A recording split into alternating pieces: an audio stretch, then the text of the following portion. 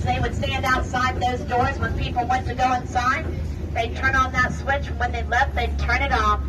Now, if you look at the palm log support beams, those are palm tree logs. They didn't have ornate columns back then, but when they did come out, they chose to keep it original. Now, it was open from December to early April, whether you stayed the whole season, with the exception of last one being Lyndon B. Johnson.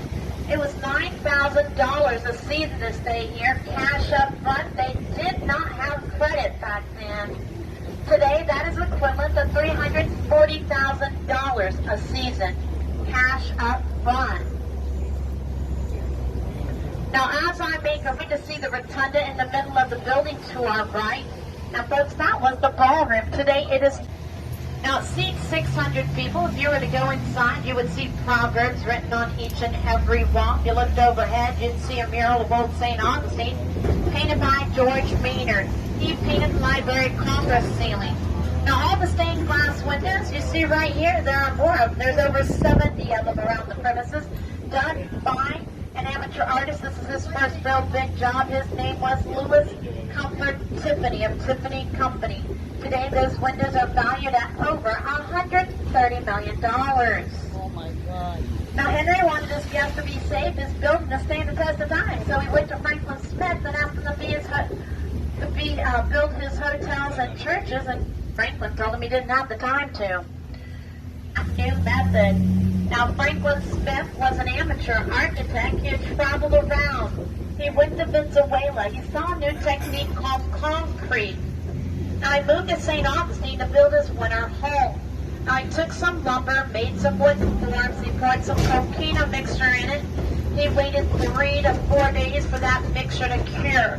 Now, once it was cured, he'd move those wooden forms, move them up, and do the same process over and over again until his home was completed. Folks, his home was the first concrete building here in the United States. The Villa Zareta is an audio museum today. It is in Spanish, English, and French. It is a portion replica of the wing of the Alhambra Palace. Now, you'll notice the front of the villa, no two designs, two windows or doors are alike.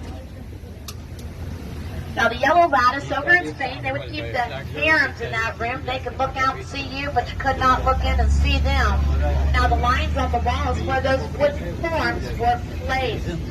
Now, Franklin Smith collected European art, and when he sold his house with his collection to the Mausoleum family, they collected Egyptian art, turning it into a museum, passing it down 6 generations. Now, the museum was established in 1883.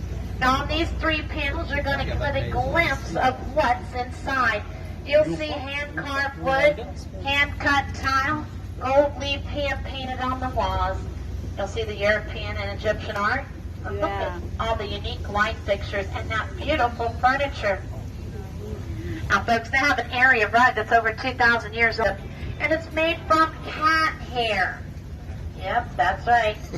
Well, that kind of piqued my interest, and as they say, curiosity killed the cat. I did my research, couldn't find anything on it but a certificate of authenticity saying it was cat hair. So I did come to my own conclusion. Maybe that's why all the cats are naked in Egypt. Now, they've asked me not to ring the bell, so I'll do so verbally, and if this is your stop number 9, the Villa Zareta, exit to your right only, back and down, ladder style, use no brakes and handholds.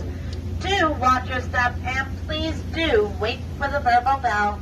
This is the Villa Zareta, stop number 9. Meow. Looks like nobody on, nobody off. Please do keep all body parts and personal belongings inside the trolley at all times. Meow. Ding dong. Meow, ding dong. Now we're going to be going to stop number 10. That is the Leitner Museum. Now, Otto Leitner was a unique individual. He had a museum up in Illinois. He moved everything down here but one piece, and that's behind the Leitner Museum. He was a unique individual. When he traveled around, he had a magazine circulating around the United States called The Hobby. Now, when the Great Depression came around, glass seashells from the size of a dime to the size of a kitchen sink. Music boxes from the size of a matchbox to the size of a grand piano. The color pink, cigar labels or cigar rings, lace doilies. Folks, he bought the Hotel Alcazar to our right to store his collection in. Ladies, you know as well as I do, when a man buys a building this size and says it's for our collection, his collection, well, we call that hoarded. He even has stuff on it there that belongs to Winston Churchill. Now, it took him 2 years to turn it into a museum. When he died, he left it to the city. City Hall's at the back of the property. They buried him in the courtyard. Now, over to your right, you're going to see that fountain. Please, originally sat. Henry knew what he was doing. He put both hotels in the main street in between it.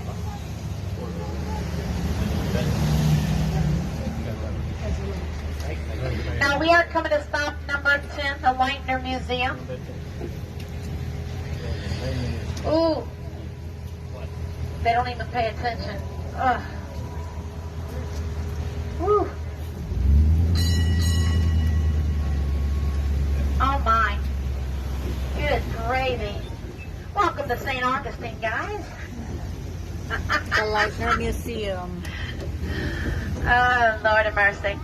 First floor.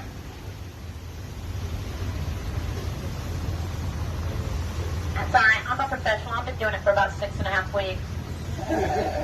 I'm just joking. Now, inside, you would see the beautiful foyer.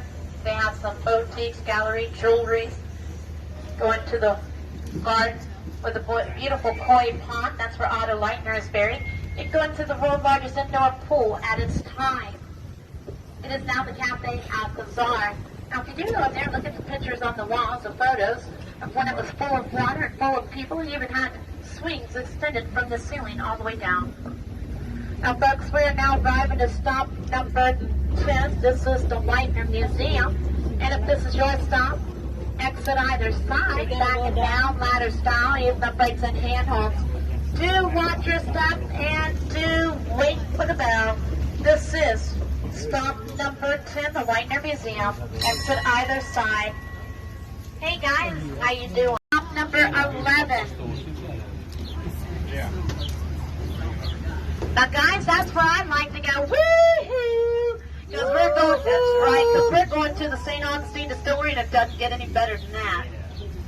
Now, Henry Flagler had a problem with this guest at the Ponce de Leon. They were bored. There was nothing for them to do because they rolled up the sidewalks and streets awful early.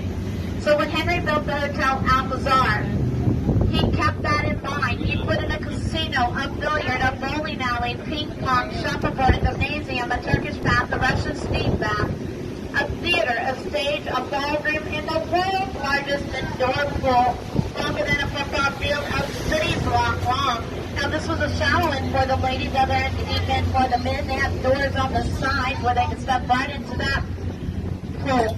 Now, they'd be swimming in there and look up and see people dancing on the balcony of the ballroom to the live orchestra. Now, over to your left would have been the tennis courts. Beyond that was that new fandangle sport they call bicycling. You know, the one with the big wheel up front, the little one in the back. I believe they called it the skull crusher. That's it.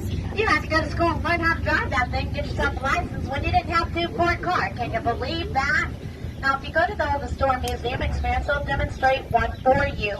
Now, we are arriving in Lincolnville, and during the Civil Rights Movement, it was illegal for blacks to gather in large groups. So the Baptist Church to your left, the Trinity Church to your right would open their doors for people to gather, socialize, and do peaceful demonstration. Now, the Accord Civil Rights Museum was Dr. Haling's office. He was the first black dentist here in St. Augustine. Now, he was the head of the Florida chapter of the NAACP. He called upon the first peaceful march, inviting Dr. Martin Luther King Jr., who did show. Now, to your left, this house belongs to Cora Tyson. She's going to be 100 years old. Now, Dr. Martin Luther King Jr. sat on those steps and stayed with her. She met him next door at May Kelly's boarding house. Now, he did have a house, but it was all shot up when someone tried to assassinate him.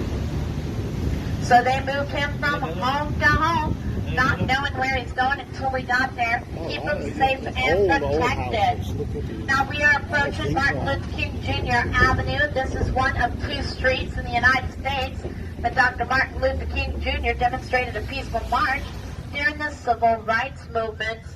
Now, Lincolnville is known to have the largest amount, the most beautiful Victorian homes.